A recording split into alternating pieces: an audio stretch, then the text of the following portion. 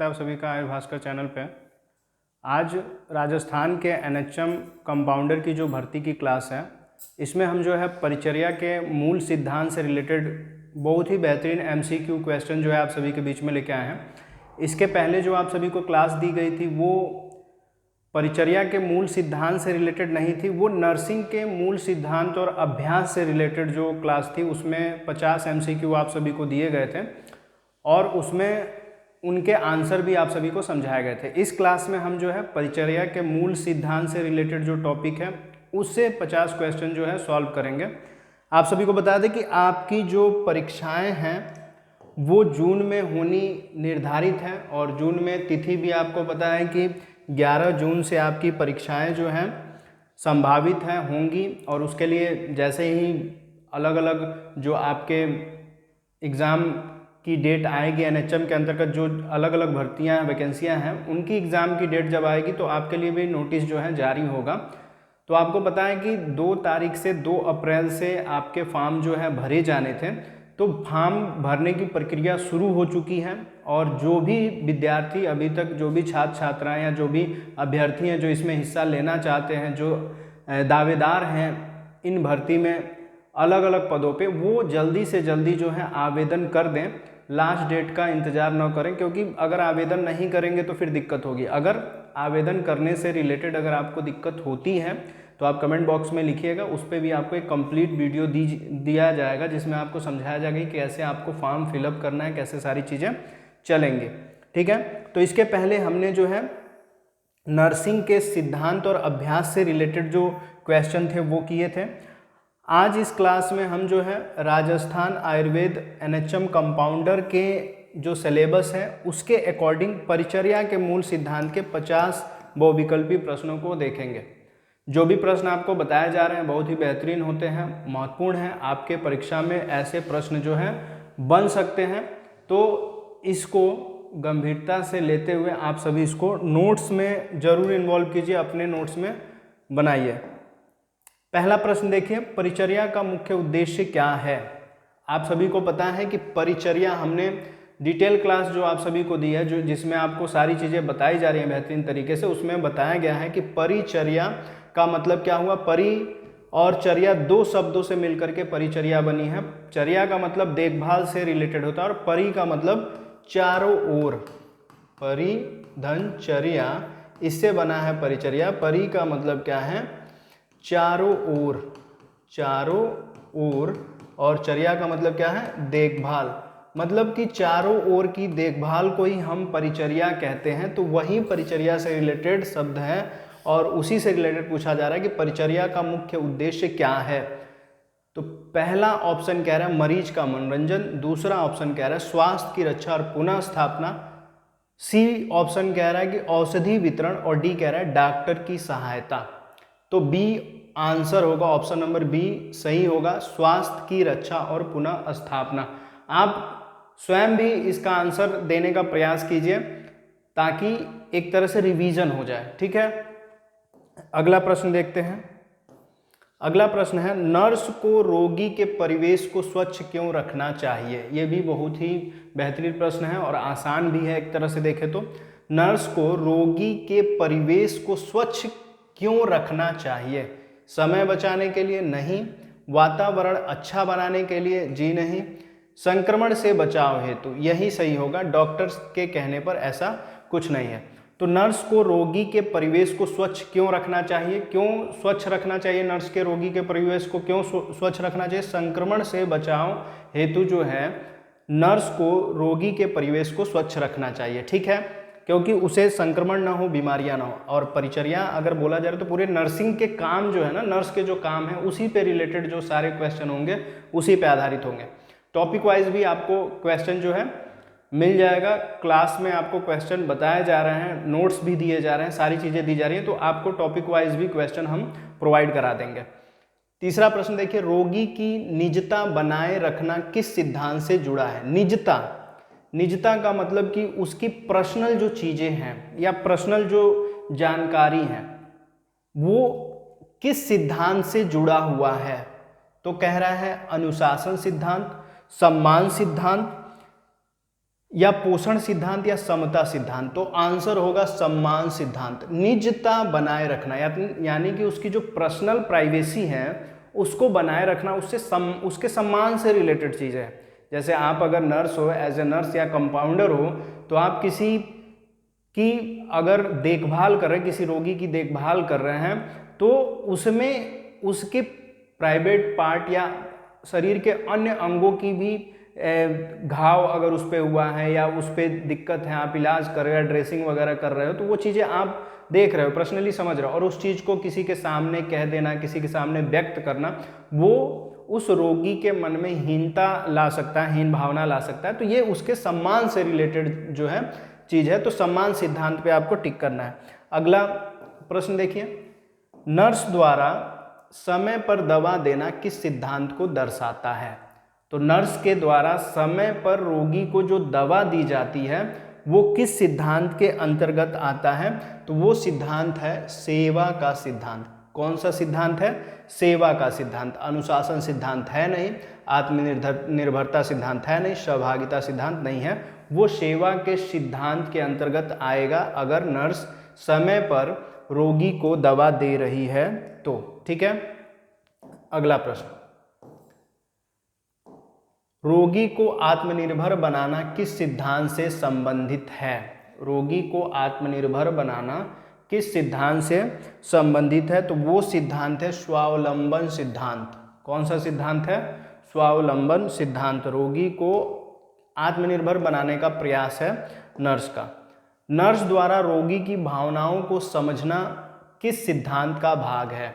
Nurse द्वारा रोगी की भावनाओं को समझना किस सिद्धांत का भाग है? रोगी की भावनाओं को समझने की बात की जा रही है कि नर्स जो है रोगी की भावनाओं को किस सिद्धांत के अंतर्गत समझेगी, तो उसकी फीलिंग्स को समझना। ऑप्शन देखिए क्या कह रहा है, सहानुभूति सिद्धांत, अधिकार सिद्धांत, नियम सिद्धांत, कार्य सिद्धांत। तो अगर इसके अकॉर्डिंग देखा जाए तो सहानुभूति का जो सिद्धांत है वो आएगा रोगी की भावनाओं को समझने के लिए।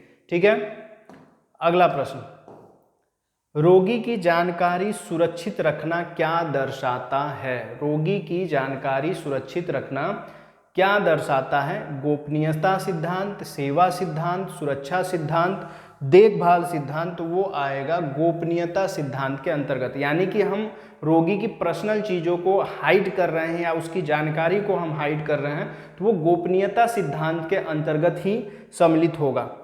अगला प्रश्न देखिए, नर्सिंग में देखभाल का अर्थ है? नर्सिंग में देखभाल का अर्थ क्या होता है? पहले ही आपको पता होना चाहिए। नर्सिंग का मतलब ही हुआ देखभाल या परिचर्या। ठीक है, तो नर्सिंग में देखभाल का अर्थ क्या है, या नर्सिंग में देखभाल का अर्थ पूछ रहा है समय पर आना, मरीज की व्यक्तिगत जरूरतों का ध्यान रखना, दवा देना या खाना परोसना। तो आपके हिसाब से आंसर क्या होगा आप कमेंट में जरूर बताएं।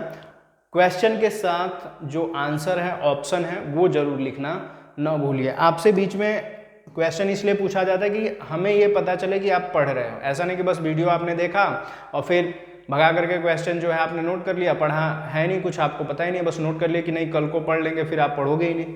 ये चीज़ें भी होती हैं, तो इसलिए आपसे क्वेश्चन पूछा जाता है तो जरूर आंसर दिया कीजिए। आपको बता दें कि आयुर्भास्कर ऐप पे राजस्थान आयुर्वेद NHM कंपाउंडर की पूरी बेहतरीन क्लास जो है चल रही है, और आपके टेस्ट सीरीज़ भी यहाँ पे अवेलेबल हैं। 2 कोर्स जो हैं हमने आप सभी के हिसाब से इसको तैयार किया है। जो स्टूडेंट फाइनेंशियली उनको दिक्कत हो रही है हैवी कोर्स लेने में या ज़्यादा अमाउंट पेड करने में, तो उनके लिए बहुत ही बेहतरीन कोर्स कम दाम में भी बनाया गया है। तो आप आयुर्भास्कर ऐप पे एक बार विजिट कीजिए, वहाँ पे आपको आयुर्वेद NHM कंपाउंडर का 2 कोर्स दिख जाएगा। एक कोर्स जो है बहुत ही जेन्युइन रेट में है, और दूसरा कोर्स जिसमें आपको टोटली सारी चीज़ें, lecture, classes, notes, PDF, MCQ, test series, सारी चीज़ें आपको बेहतरीन तरीके से दी जा रही हैं। उसकी वैलिडिटी, इस कोर्स की वैलिडिटी आपको 2 साल दी जा रही है, और ये कोर्स जो है एक प्रीमियम कोर्स है जो 2 साल वैलिडिटी के साथ आपको दिया जा रहा है। इसमें सारी चीज़ें हैं। की फीचर्स अगर देखें तो चैट एंड डाउट सपोर्ट है, टेलीफोनिक गाइडेंस है, रिकॉर्डेड और लाइव क्लास है, नोट्स PDF है, MCQ टेस्ट सीरीज है, और भी बहुत सारी चीज़ें हैं। एग्ज़ाम जब और नज़दीक आ जाएगा तो आपको मॉडल पेपर भी दिया जाएगा, प्रैक्टिस सेट भी इसमें आपको प्रोवाइड किया जाएगा। तो सारी चीज़ें हैं, पूरा तैयारी आपको यहाँ पे हो जाएगा। इसके साथ ही आपको अदर सब्जेक्ट की भी क्लासेस जो हैं हमारे ऐप पे आपको मिल जाएंगी, जिसमें GK, computer, English, Hindi, totally जो सब्जेक्ट है आपके भर्ती से रिलेटेड वो दिए जाएंगे। NHM के अंतर्गत आने वाले विभिन्न पदों में जो भी अदर सब्जेक्ट की क्लास लेना चाहते हैं उनको आयुर्भास्कर ऐप पे अदर सब्जेक्ट का क्लास जो है मिल जाएगा, क्योंकि NHM में जो भी वैकेंसी आई हुई है उसमें अदर सब्जेक्ट बहुत ज़्यादा इंपॉर्टेंट रोल निभाएगा। तो अदर सब्जेक्ट की क्लास जो है आप यहाँ से डायरेक्ट ले सकते हो। बाकी जो आयुर्वेद के क्लासेस हैं वो आपको यहाँ पे टोटली जो हम बता रहे हैं आयुर्वेद कंपाउंडर के लिए। और NHM का जो अदर सब्जेक्ट है वो कोई भी NHM में जो फॉर्म भरने जा रहा है वो कोई भी उस कोर्स को लेकर के पढ़ सकता है। NHM के भर्ती सिलेबस के हिसाब से ही सारा कोर्स जो है आपको कंप्लीट कराया गया है। तो एक बार आप प्ले स्टोर पे जाइए, आयुर्भास्कर ऐप जो है इंस्टॉल कीजिए, उसमें अपने नंबर से लॉगिन कीजिए और कैटेगरी ऑल सेलेक्ट कर लीजिए। वहाँ पे जाकर के कोर्सेस एक बार चेक कीजिए, अपनी सुविधा अनुसार जो कोर्स आपको सही लग रहा है जल्दी से जल्दी कोर्स परचेज कर लीजिए, क्योंकि एग्जाम के लिए टाइम कम है, तैयारी करनी है, अब नहीं तो कब करेंगे। ठीक है, अगला क्वेश्चन देखिए, रोगी के अधिकारों की रक्षा करना किस सिद्धांत से जुड़ा हुआ है। यहाँ पे रोगी के अधिकार की रक्षा करने की बात है, और हमने देखा कि रोगी की गोपनीयता बनाने से रिलेटेड भी था, रोगी के आत्मनिर्भरता बनाने से संबंधित भी प्रश्न था। यहाँ पे है रोगी के अधिकारों की रक्षा करना किस सिद्धांत से जुड़ा है। तो इसमें देखिए सेवा सिद्धांत, सुरक्षा सिद्धांत, न्याय सिद्धांत, आदेश सिद्धांत। तो देखिए अधिकारों की रक्षा करने की बात की जा रही है, तो अधिकारों की रक्षा किससे जुड़ा हुआ है। यहाँ पे देखिए न्याय सिद्धांत, अधिकारों की रक्षा करना किसके अंतर्गत आ रहा है, न्याय सिद्धांत के अंतर्गत आ रहा है। तो नर्सिंग के जो सिद्धांत है उसके अंतर्गत ही ये सारे प्रश्न हैं। संचार में कुशल नर्स को क्या करना चाहिए। संचार यानी कि बातचीत करने में या अपनी बातें समझाने में, रोगी की बात समझने में, अगर ऐसी कोई नर्स है, कुशल है, तो उसे क्या करना चाहिए, केवल आदेश देना, मरीज को चुप कराना, मरीज की बातें सुनना और स्पष्ट जवाब देना, डॉक्टर की बातें दोहराना। ये ऑप्शन सी जो है सही होगा, मरीज की बातें सुनना और स्पष्ट जवाब देना संचार में कुशल नर्स को करना चाहिए। ठीक है, अगला प्रश्न देखिए, रोगी की व्यक्तिगत आवश्यकताओं को समझना किस सिद्धांत का भाग है। रोगी की व्यक्तिगत आवश्यकताओं को समझने की बात की जा रही है कि किस सिद्धांत के अंतर्गत सम्मिलित किया गया है, तो वो आएगा सहानुभूति सिद्धांत। कौन सा सिद्धांत, सहानुभूति सिद्धांत के अंतर्गत। क्वेश्चन उलट करके भी हो सकता है, थोड़ा सा चेंज करके भी हो सकता है। क्वेश्चन ये हो सकता है कि रोगी की व्यक्तिगत आवश्यकताओं को, जैसे कहा जा सकता है कि सहानुभूति सिद्धांत के अंतर्गत रोगी की किस आवश्यकताओं को सम्मिलित किया गया है, तो आप आंसर दोगे कि व्यक्तिगत आवश्यकताओं को। ठीक है, और यहां पे अगर पूछा गया कि रोगी की व्यक्तिगत आवश्यकताओं को समझना किस सिद्धांत का भाग है, तो वो भाग है सहानुभूति सिद्धांत का। ठीक है, अगला प्रश्न देखिए, रोगी के साथ सम्मानपूर्वक व्यवहार करना किसका संकेत है। रोगी के साथ सम्मानपूर्वक व्यवहार करना किसका संकेत है, तो वो आपको बताना होगा कि सम्मानपूर्वक व्यवहार का मतलब क्या, कि रोगी को हेजिटेशन ना हो कोई भी चीज़ बताने में आपसे, क्योंकि कभी कभी नर्सें हैं गलत व्यवहार करती हैं, रोगी के ऊपर खिंच जाती हैं, गुस्सा करती हैं, डांट डपट देती हैं, तो रोगी जो है अपनी बातें कहने में थोड़ा सा झिझकता है, नहीं कह पाता है। तो उसी के अंतर्गत है रोगी के साथ सम्मानपूर्वक व्यवहार करना किसका संकेत है, तो रोगी के साथ सम्मानपूर्वक व्यवहार करना सम्मान सिद्धांत का संकेत है। कौन सा संकेत है, सम्मान सिद्धांत का संकेत है। क्वेश्चन के जो ऑप्शन है ना आपको एक जैसे दिखेंगे, लगेगा सभी सही है, लेकिन जब आप क्वेश्चन समझोगे तब आपको समझ में आएगा कि नहीं आंसर क्या होगा। किस सिद्धांत के अंतर्गत नर्स रोगी के परिवार को शामिल करती है। अब कौन सा नर्सिंग का प्रिंसिपल है, कौन सा नर्सिंग का सिद्धांत है जिसके अंतर्गत नर्स जो है रोगी के परिवार वालों को भी उसके देखभाल में शामिल कर सकती है। तो सहभागिता सिद्धांत, स्वच्छता सिद्धांत, पोषण सिद्धांत या आत्मनिर्भरता का सिद्धांत, तो वो होगा सहभागिता का सिद्धांत। सहभागिता यानी कि रोगी की ऐसी स्थिति है जिसमें कुछ लोग जो हैं उसके साथ अगर रहेंगे तो रोगी जो है जल्दी कवर कर जाएगा, जल्दी सही हो जाएगा, तो उस सिद्धांत को हम सहभागिता का सिद्धांत कहेंगे। अगला प्रश्न देखिए, समय का पालन करना किस सिद्धांत का भाग है? आपको बता दें कि आपकी जो परीक्षा है ना उसमें माइनस मार्किंग है, ये चीज ध्यान में रखिएगा। जो क्वेश्चन आएगा उसी का आंसर आपको देना है, नहीं आएगा तो उसको छोड़ देना है, ठीक है। नहीं तो आप सही करोगे तो 3 नंबर मिलेगा, एक सही प्रश्न पे 3 नंबर, लेकिन अगर आप एक गलत क्वेश्चन करते हो तो 1 नंबर कट जाएगा, ठीक है। एक गलत क्वेश्चन करने पर 1 नंबर जो है आपका कट जाएगा। मान लीजिए आपने एक सही क्वेश्चन कर दिया, तो एक सही किया तो आपके टोटल बने 3 नंबर, लेकिन जैसे ही आपने दूसरा क्वेश्चन गलत कर दिया तो इस 3 नंबर में से 1 नंबर माइनस हो जाएगा, आपको मिलेगा 2 नंबर। समझ में आ रहा है? तो 1 नंबर आपका कटेगा अगर आप गलत जवाब देते हो तो, इसलिए जब तक पूरी तरह से सेटिस्फाई न हो जाए कि आंसर यही होगा तब तक करने की जरूरत नहीं है। आ रहा समझ में? तो ये चीज दिमाग में रखना है। टोटल आपके जो प्रश्न हैं कितने हैं? 150 प्रश्न हैं। कितने प्रश्न हैं? 150। 150 प्रश्न हैं और सभी प्रश्न के उत्तर अगर आप देते हैं तो हर प्रश्न के उत्तर का 3 मार्क आपको दिया जाता है। तो ये 150 बराबर 3 गुणे 3 करेंगे तो कितना हो जाएगा? 450 नंबर का पेपर है पूरा। कितने नंबर का है? 450 नंबर का है। और अगर आप गलत जवाब देते हो तो माइनस मार्किंग के अंतर्गत आपके नंबर गायब भी हो सकते हैं, इसलिए ध्यान में रखना है कि आपको जो आएगा उसी का जवाब देना है, ठीक है।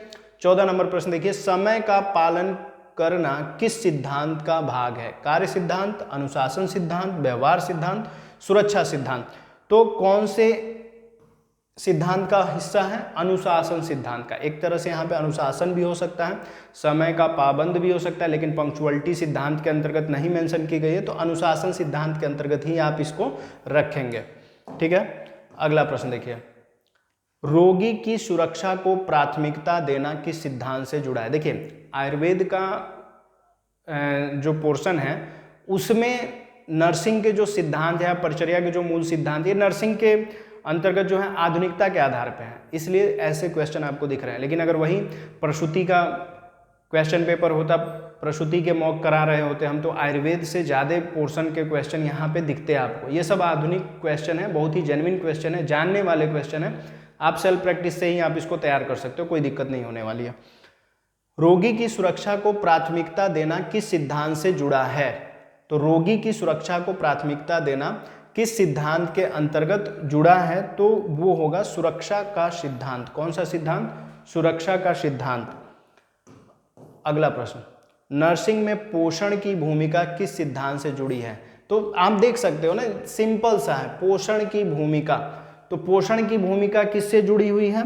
पोषण की भूमिका जुड़ी है पोषण सिद्धांत से, क्योंकि इसमें पोषण से रिलेटेड कार्य जो है नर्सों को करना है, खान पान से रिलेटेड जो ध्यान है रोगी के अंतर्गत उसे रखना है। अगला प्रश्न देखिए, नर्सिंग की कार्य क्षमता बढ़ाने के लिए क्या आवश्यक है? नर्सिंग की कार्य क्षमता यानी कि जो नर्सें हैं उनकी स्किल डेवलप करना या उनके कार्य करने की जो क्षमता है उसको बढ़ाने के लिए कौन सा कार्य जरूरी है? सहनशीलता, समयबद्धता या प्रशिक्षण, आदेश का पालन? तो होगा प्रशिक्षण। जब तक इनकी ट्रेनिंग अच्छे तरीके से नहीं होगी तब तक इनके कार्य करने की क्षमता जो है नहीं बढ़ेगी, तो प्रशिक्षण पे आपका ऑप्शन सही होगा। किस सिद्धांत के अंतर्गत नर्स समान रूप से सभी मरीजों को देखभाल देती है?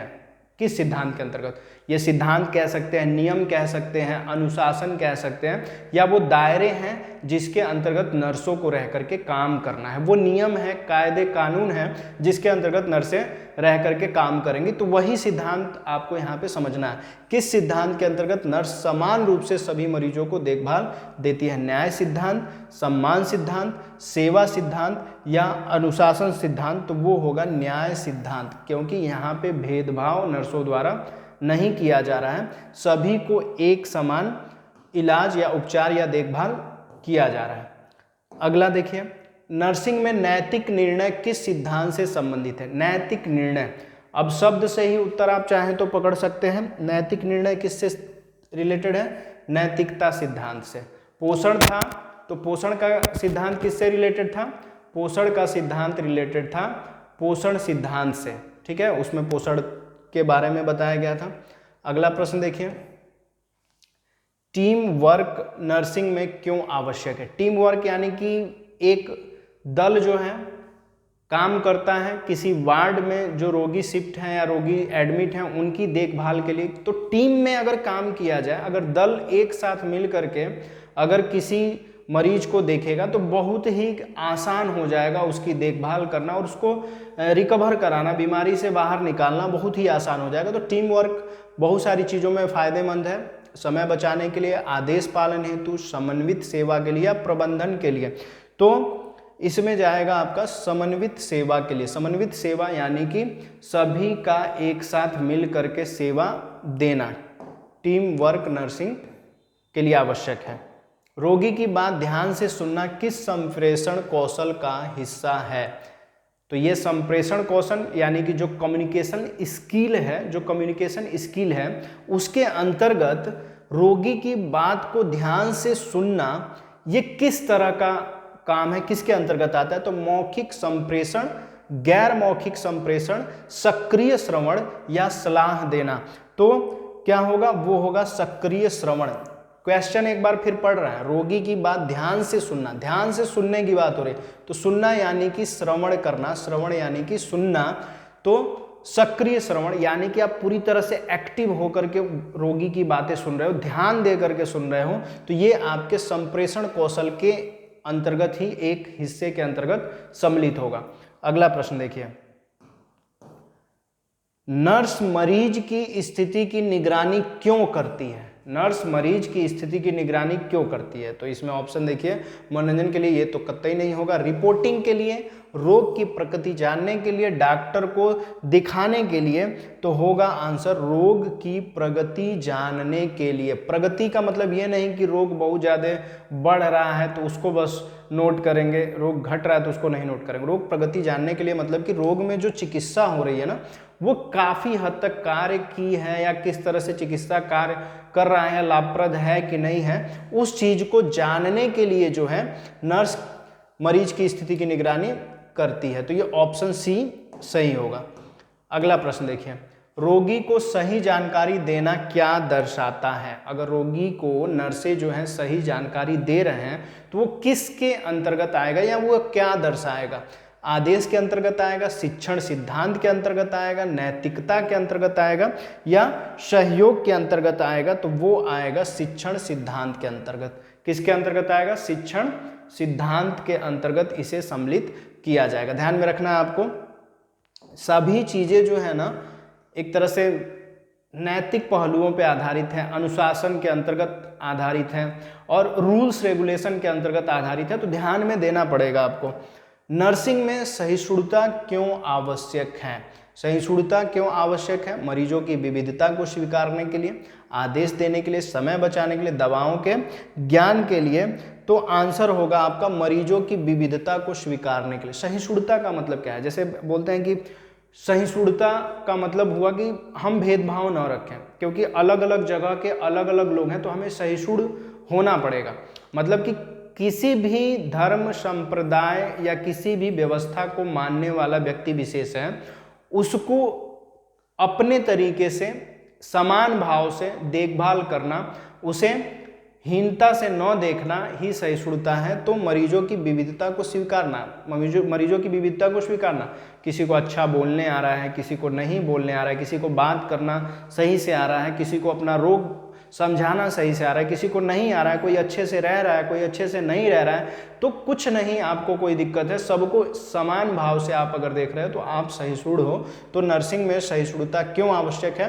क्योंकि मरीज जो हैं विविध तरह के हैं, अलग अलग जगहों से आ रहे हैं, अलग अलग तरीके के हैं, अलग अलग तरीके से खान पान है उनका, रहना है या अलग तरीके से उनका व्यवहार है। तो इसलिए विविधता को स्वीकारने के लिए नर्सिंग सहिष्णुता जरूरी है। नर्स अपने कार्यस्थल को साफ क्यों रखती है? ठीक है, नर्स अपने कार्यस्थल को साफ क्यों रखती है? एक तो सीधा सा मतलब ये हो गया कि आप स्वच्छता से रिलेटेड चीजें कर रहे हो, स्वच्छ रह रहे हो, तो जिसके सामने आप जाओगे ना समझाने के लिए कोई चीज कि हमें साफ सफाई से रहना, तो एक एग्जाम्पल आप सेट कर रहे हो कि सामने वाला कहेगा कि नहीं हाँ आप साफ सफाई रख रहे हो तो समझा रहे हो तो आपकी बात समझेगा, लेकिन आप अगर गंदे तरीके से रहो और आप खुद बोलो कि नहीं साफ सफाई से रहना है तो सामने वाले को ये चीज़ नहीं समझ में आएगी, वो नहीं मानेगा। तो नर्स अपने कार्यस्थल को साफ क्यों रखती हैं? सुंदरता के लिए, संक्रमण रोकने के लिए, डॉक्टर के कहने पर, मरीज को खुश करने के लिए। सबसे जरूरी चीज उनका ये है कि संक्रमण को रोकने के लिए वो साफ सफाई पे विशेष ध्यान देती हैं, क्योंकि उनको 10 जगहों पे जाना है, 10 मरीजों से मिलना है। तो अगर वो स्वच्छता पे ध्यान नहीं देंगी तो उनको भी इन्फेक्शन हो सकता है, संक्रमण हो सकता है, रोगी को भी संक्रमण हो सकता है। तो अपने भी बचना है, रोगियों को भी बचाना है, इसलिए विशेषकर वो जो है स्वच्छता कार्यस्थल पे बनाए रखती हैं। अगला प्रश्न देखिए, रोगी की भावनात्मक जरूरतों को समझना नर्स की कौन सी भूमिका है? भावनात्मक जरूरतें क्या है? भावनात्मक जो मेंटल नीड जिसको हम कह सकते हैं, मानसिक जो जरूरतें हैं वो क्या होती हैं? तो रोगी की भावनात्मक जरूरतों को समझना नर्स की कौन सी भूमिका के अंतर्गत आता है? तो चिकित्सकीय, प्रशासनिक, पोषण विशेषज्ञ जी नहीं, भावनात्मक समर्थन देने के अंतर्गत ये सारी चीजें जो हैं सम्मिलित की जाएंगी। तो भावना यानी कि उसकी भावनाओं को आहत नहीं करना है, ठीक है। रोगी को अगर अपने धर्म पे विश्वास है, वो पूजा पाठ करना चाहता है, तो उसकी धार्मिक चीजों की पूर्ति करना, उसका सम्मान करना, उसके लिए स्थान देना या उसकी जो धार्मिक आस्था है उसको चोट न पहुंचाना, ये सारी चीजें भी भावनात्मक समर्थन के अंतर्गत जो है सम्मिलित की जा सकती हैं, ठीक है। अगला प्रश्न देखिए, संचार में स्पष्टता क्यों आवश्यक है? संचार में यानी कि आप जो कम्युनिकेट कर रहे हो रोगी से, तो उसमें स्पष्टता यानी कि सीधे बात समझ में आए, ज़्यादा घुमा फिरा के नहीं। ऐसा नहीं है कि रोगी किसी ऐसे पिछड़े इलाके से है कि उसको आपकी भाषा का ज्ञान ही नहीं है, आप उसे कह रहे हैं कि नहीं कार्डियक अरेस्ट हो गया है, जबकि हार्ट अटैक वो समझ सकता है, हृदयाघात भी समझ सकता है, लेकिन आप बता रहे हो कार्डियक अटैक हो गया है, तो उसे नहीं ये चीज़ समझ में आएगा, पैरालिसिस हो गया है। तो इस तरह की चीज़ें न समझ में आए, शब्द न समझ में आए, तो उस तरह के शब्द कहने की जरूरत है ही नहीं। तो आप जितना सरल, जितना स्पष्ट आप अगर बताओगे उतना स्पष्ट रोगी को समझ में आएगा। तो संचार में स्पष्टता क्यों आवश्यक है? इनमें से आप चुन सकते हैं, आदेश सुनाने के लिए, गलतफहमी से बचने के लिए, समय बचाने के लिए, भाषा सिखाने के लिए। ये गलत थोड़ा सा हो गया, इसको सही कर लीजिएगा। तो आंसर क्या होगा? गलतफहमी से बचने के लिए, क्योंकि संचार में स्पष्टता जरूरी है। क्योंकि अगर आप मान लीजिए सही तरीके से रोगी को अपनी बात नहीं समझा पाए तो वो कुछ और समझ लेगा और फिर उसे गलतफहमी हो जाएगी, फिर दिक्कत हो सकती है, बात जो है गलत तरीके से भी प्रदर्शित हो सकती है। नर्स रोगी की आत्मसम्मान की भावना कैसे बनाए रखती है? तो नर्स रोगी की आत्मसम्मान की भावना कैसे बना सकते हैं? अभी तो हमने एक शुरुआत में क्वेश्चन बताया था जिसके अंतर्गत ये था कि गोपनीयता बना करके कि रोगी की जो व्यक्तिगत बातें हैं वो अपने तक ही सीमित रखे, दूसरे जगह न पहुंचाए, तो भी उसके आत्मसम्मान की भावना को बचा सकती हैं। तो आदेश देकर, सहायता से, आलोचना से, अनदेखा करके, तो आंसर जाएगा आपका सहायता से। जब सहायता करेगी तो नर्स रोगी के आत्मसम्मान की भावना को बनाए रख सकती है, अगर सहायता करेगी तो। रोगी की संस्कृति को स्वीकार करना किस सिद्धांत से संबंधित? अभी हम संस्कृति और धर्म संस्कृति की बात ही कर रहे थे, तो क्वेश्चन भी उससे रिलेट करके आ गया। रोगी की संस्कृति को स्वीकार करना किस सिद्धांत से संबंधित है? सेवा सिद्धांत, सांस्कृतिक संवेदनशीलता, नैतिक सिद्धांत या आदेश सिद्धांत? कौन सा सिद्धांत होगा? वो जाएगा आपका सांस्कृतिक संवेदनशीलता पे, क्योंकि हमें उसकी धर्म संस्कृति को समझना पड़ेगा। हम संवेदनशील नहीं होंगे तो हम मजाक में लेके चले जाएंगे और फिर रोगी को वो चीज़ नहीं अच्छी लगेगी। नर्स मरीज को खुद निर्णय लेने में मदद क्यों करती है? नर्स मरीज को खुद निर्णय लेने में मदद क्यों करती है? समय बचाने के लिए, आत्मनिर्भर बनाने के लिए, आदेश मानने के लिए, प्रक्रिया सिखाने के लिए। ये आत्मनिर्भर बनाने के लिए सही होगा, क्योंकि मरीज अगर खुद निर्णय लेगा तो उसे समझ में आ सकता है या वो आत्मनिर्भर बन सकता है, ठीक है, उसे किसी अन्य की जरूरत नहीं पड़ेगी। अगला प्रश्न देखिए, रोगी की क्षमता के अनुसार देखभाल करना किस सिद्धांत का हिस्सा है? रोगी की क्षमता के अनुसार मतलब जितनी उसकी क्षमता है उसके अनुसार उसकी देखभाल करना किस सिद्धांत के अंतर्गत आता है? समता सिद्धांत, स्वावलंबन सिद्धांत, आदेश सिद्धांत या सेवा सिद्धांत? तो ये आएगा आपका स्वावलंबन सिद्धांत, मतलब कि अपने पे वो आत्मनिर्भर रह सके, ठीक है, स्वावलंबी बन सके, अपना काम स्वयं पे कर सके, अपनी क्षमता के अनुसार कर सके।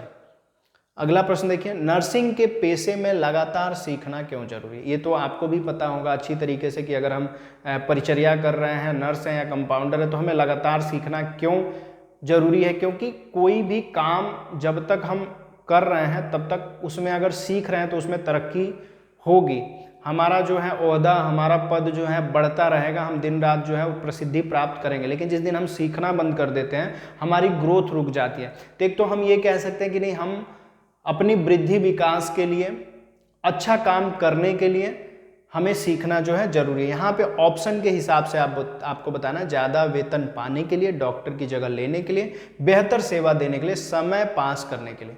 ऑप्शन सी जाएगा, बेहतरीन क्वेश्चन है। बेहतर सेवा देने के लिए और अच्छे तरीके से अगर हमें काम करना है, बहुत बेहतरीन तरीके से काम करना है, तो हमें हमेशा सीखना पड़ेगा, लगातार सीखना पड़ेगा। लेकिन इस समय लोगों के दिमाग में क्या रह रहा है कि हम अनुभव प्राप्त कर लेंगे, ज़्यादा सीखेंगे, ज़्यादा काम जान जाएंगे, हमें एक्सपीरियंस हो जाएगा, फिर हम ज़्यादा अपने अलग पोस्ट के लिए अप्लाई कर सकते हैं, ज़्यादा पैसा कमा सकते हैं। तो इस तरह की भावनाएं आ गई हैं। लेकिन बेहतर सेवा देने के लिए ये ऑप्शन जो है सही होगा। अगला प्रश्न देखिए, नर्स का मुस्कुराना किस प्रकार की देखभाल को दर्शाता है? ये देखिए, ये भी एक तरह से बहुत ही बेहतरीन प्रश्न है। नर्स का मुस्कुराना किस प्रकार की देखभाल को दर्शाता है? ये बहुत बारी जो है एग्जाम में ऐसे प्रश्न भी आपको दिखे हैं और पिछली परीक्षाओं में भी ऐसे प्रश्न जो हैं बने हुए थे, तो इसलिए ये प्रश्न जो है आपको यहाँ पे दिया गया। देखिए, शिक्षक और चिकित्सक या जो परिचारिकाएं हैं, जो नर्सें हैं, जो कंपाउंडर हैं, उनके फेस की जो प्रक्रिया है, उनके चेहरे का जो हाव भाव है, वो उनके इंटरनल फीलिंग से अलग होना ही चाहिए। अब ऐसा नहीं है कि आपको चोट लगी है और आप मुंह बना करके पहले ही रोगी के पास चले जाओगे तो रोगी को बहुत अच्छा लगेगा, ऐसा कुछ नहीं है। अगर आप हंसमुख चेहरे से मुस्कुराते हुए रोगी के सामने जाओगे तो उसको एक सकारात्मक भाव उत्पन्न होगा कि नहीं, ठीक है, ये हंसमुख है, हमसे अच्छे तरीके से पेश आएंगे, वो डरेगा नहीं, आपसे बात करने में हिचकेगा नहीं। तो इसलिए नर्स का मुस्कुराना किस प्रकार की देखभाल को दर्शाता है? तकनीकी, मानवीय, सहानुभूतिपूर्ण, चिकित्सकीय या आदेशात्मक? तो ऑप्शन जाएगा आपका मानवीय और सहानुभूतिपूर्ण, मतलब पूर्ण, यानी कि एक तरह से मानवीय और सहानुभूतिपूर्ण इसलिए क्योंकि अगर नर्स मुस्कुरा करके व्यक्त कर रही है, अपने भाव दिखा रही है, मतलब कि देखभाल करने के लिए रोगी के सामने जा रही है, तो इससे रोगी को सहानुभूतिपूर्ण एक तरह से भाव प्रकट होगा। तो मुस्कुरा करके किस प्रकार की देखभाल को दर्शा रहे हैं? ऑप्शन बी जाएगा। ठीक है, अगला क्वेश्चन देखिए, टीम के साथ मिलकर काम करना क्या दर्शाता है? अभी हमने आपको पीछे भी एक क्वेश्चन आपको बताया, टीम यानी कि जो ग्रुप में अगर हम काम कर रहे हैं तो किस तरह का जो है काम करना जो है, कौन सा काम करना दर्शाता है? तो अनुशासन होगा नहीं, नेतृत्व, सहयोगात्मक भावना, आदेश पालन। तो इसमें ऑप्शन जाएगा आपका कौन सा? सी, सहयोगात्मक भावना, मतलब सहयोग कर रहे हैं ना, टीम में है तो सहयोग करने, एक दूसरे की हेल्प से ही हम काम बना रहे हैं। अगला क्वेश्चन देखिए, कौन सा सिद्धांत मरीज को मानसिक रूप से बेहतर बनाने में सहायक है?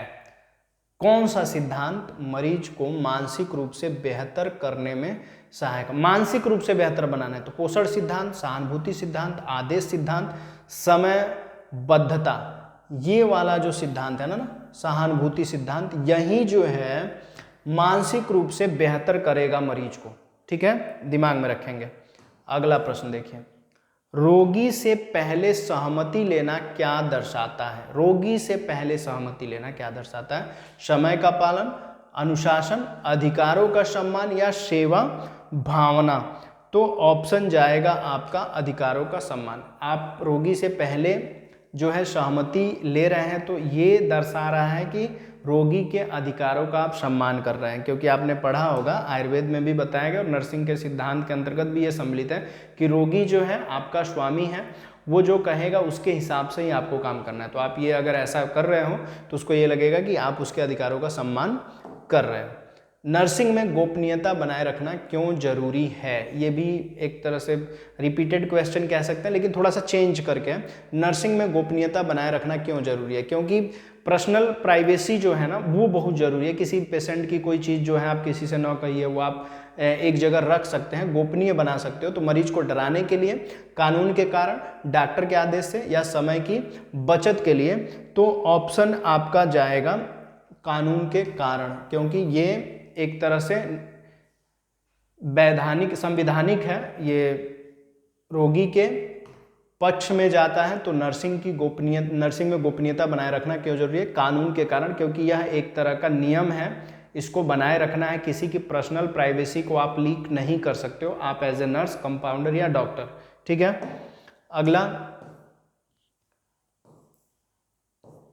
अगला प्रश्न देखिए, नर्स का मरीज को बराबरी से देखना किस सिद्धांत से संबंध है?